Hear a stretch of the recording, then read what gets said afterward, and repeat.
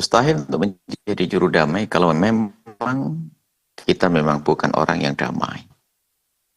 Artinya, yang pertama kita tata adalah hati kita. Tujuannya adalah karena Allah.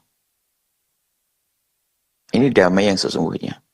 Sehingga bisa jadi kita itu menjadi juru damai bukan ini membuat damai. Ada kepentingan yang tersembunyi di hati kita.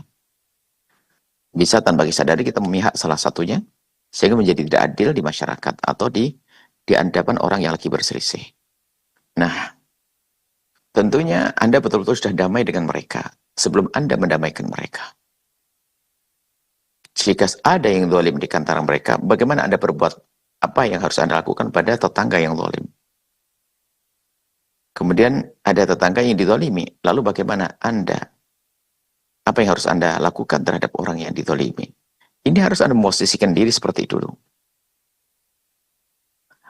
Untuk kepada yang berbuat zalim, tentu Anda tidak boleh menjadi lawan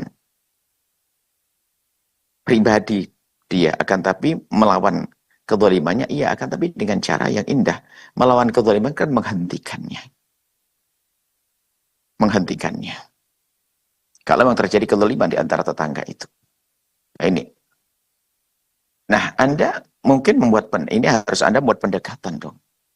Mereka seperti ayam jago yang lagi berantem, kemudian Anda masukkan ke kurungan, selesai, habis itu damai. Enggak, bukan begitu. Mereka punya permasalahan. Ada sebab. Dan Anda masuk kedua-duanya dengan cara yang berbeda. Yang pertama adalah Anda masuk kepada orang yang lagi berbuat zalim, tentunya dengan cara tertentu. Anda masuk kepada satunya, kepada tetangga yang dizalimi, tentu dengan cara yang berbeda. Kalau kepada yang dizalimi, tentu Anda menguatkan dan sebagainya. Ingatkan bahayanya sabar dan seterusnya, biar tidak menjadi dendam di dalam hatinya. Anda duduk manis dengan dia. Bahkan pastikan Anda menjadi kawan atau tempat bersandarnya setelah Allah tentunya. Tempat bersandar, sehingga kalau ada apa-apa bisa mengadu kepada Anda. Disitulah Anda masuk dengan cara, yaitu memberikan masukan, nasihat, dan seterusnya. Anda bisa masuk kepada yang dizalimi. Pastikan, Anda bayangkan dia. Datang ke tempat yang ngobrol dengannya. Dan ingat menyelesaikan manusia yang dengan ceritanya yang panjang, dengan sakit hatinya, dengan dendam yang tersembunyi, dan seterusnya. Adapun kepada yang berbuat zalim, sama Anda buat pendekatan pada mereka. Tentunya sering Anda diskusi tentang ngobrol tentang hal-hal yang ada hubungannya dengan dendam, apa dengan kezaliman yang membahayakan, dan seterusnya.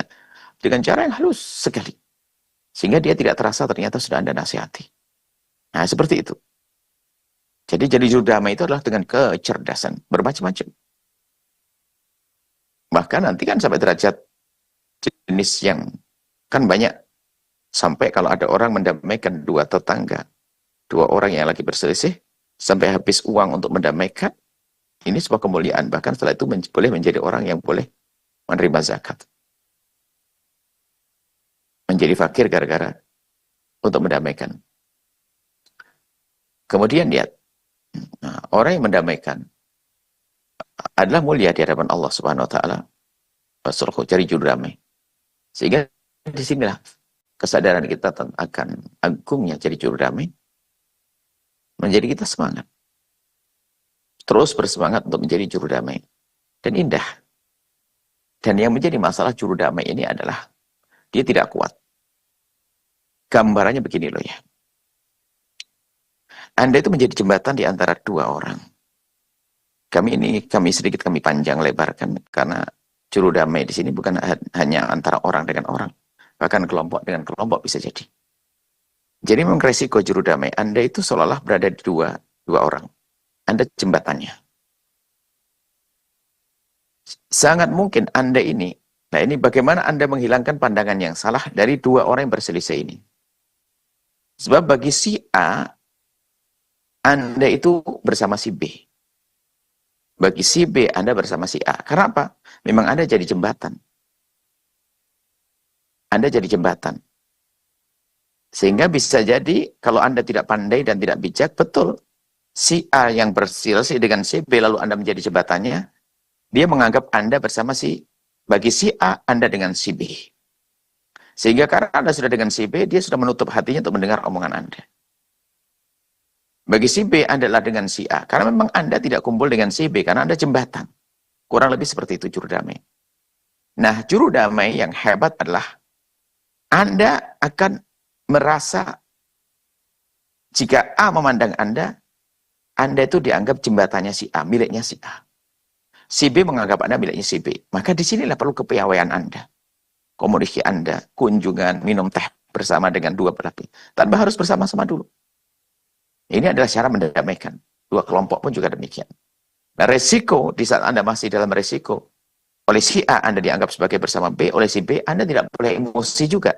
Kalau Anda marah berarti Anda belum bisa menjadi juru damai. Tinggal nanti kalau misalnya si A menuduh Anda dengan si B, tinggal nanti Anda buat pendekatan pada si A dengan serius. Agar ia merasa menyadari bahwasanya Anda tidak bersama si B. Tapi Anda bersama si A. Dan itu berlaku dan menjadi juru damai di antara orang tua yang berantem. Anak dengan anak berantem. Nggak boleh. Kita menampakkan kepemihakan yang menjadi sebab kalau kita merasa juru damai. Ayomi. Sehingga yang jauh semakin jauh. Yang tertolimi semakin tertolimi. Kurang lebih seperti itu. Bijak, cerdas Anda. Ya. Di dalam menghadapi ini, pertama Anda harus bisa damai dengan mereka. Jadi harus kita mencintai mereka semuanya. Bukankah yang melakukan kesalahan pun kita harus mencintainya, mencintai manusianya, yang kita bencikan hanya pekerjaannya. Nah, yang jadi masalah adalah kita itu tadi, menjadi terbawa emosi, dan seterusnya. Sehingga kalau sama yang dolim itu kita jadi ngomongnya kasar, ngomong gak enak, sama yang didolimi, ya bisa lembut, biasanya seperti itu. Tapi dengan yang berbuat dolim, kadang-kadang kita menjadi kasar dan sebagainya. Nah, di saat itulah Anda tidak telah memusingkan di tempat yang salah. Pengen jadi juru damai, ternyata Anda telah memihak. Juru damai. Kalau masalah membenci kebatilan, iya. Tapi ini proses mempertemukan dua yang berselisih loh ya. Bukan permasalahannya adalah kita menjauhi kemungkaran dan sebagainya. Kemungkaran ya wajib kita hindari. Wajib kita hindari. Tapi kita punya upaya mendamaikan dua orang. Baik seperti itu. Nah, semoga Allah menjadikan kita semua juru damai di negeri ini. Juru damai di rumah tangga kita, di keluarga kita. Di Indonesia, di dunia, hingga kita mendapatkan kedamaian di dunia hingga di akhirat nanti. Wallahu a'lam bishawab. Setelah Anda menyaksikan video ini, jangan lupa berselawat kepada baginda Nabi Muhammad sallallahu alaihi wa alihi wa sahbihi wasallam.